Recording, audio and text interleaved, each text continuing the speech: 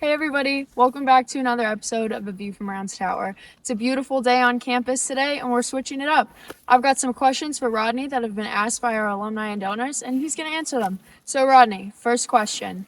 What kind of support does the state of New Hampshire provide to Plymouth State? Hey Carson, that's a great question. So here in New Hampshire, public support for higher education accounts for a little less than 8% of our operating budget. In fact, in per capita funding for education, New Hampshire ranks 50th out of 50 in all the states. And if we were to actually double the state support, we would be around 49th. But on the other hand, the state gets about a 40-to-1 return on its investment in higher education, which means our graduates go on to get good paying jobs, they contribute to the economy, they pay taxes, they volunteer in their communities, and they give back in so many ways at rates much higher than those that don't graduate from college.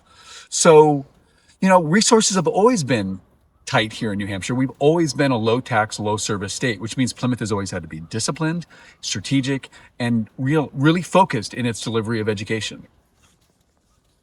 So Rodney, how is Plymouth State adapting? Good question, Carson. I'm glad I brought some notes. If you've watched some of the other videos, we've talked already about our evolution to the 6 schools, and we've talked a little bit about our transition of general education into the skills-based pathways. All of these, really focused on practical, interdisciplinary learning connected to real challenges that educate our students to be engaged citizens and career ready. I haven't talked to this about yet, but our 96 credit 3-year bachelor degree programs help students graduate sooner, reduce costs, and launch their careers with momentum. This is a real game changer in terms of costs. Super awesome for these students that these majors work for them.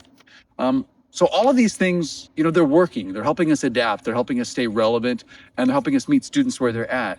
96% of graduates are earn grad school within a year. That's pretty awesome. This reflects the strength and purpose of this remarkable community. And, when public funding becomes limited, private support really becomes essential, and private support really has helped us a lot. All right, Rodney, last question. How can our alumni and friends support these changes?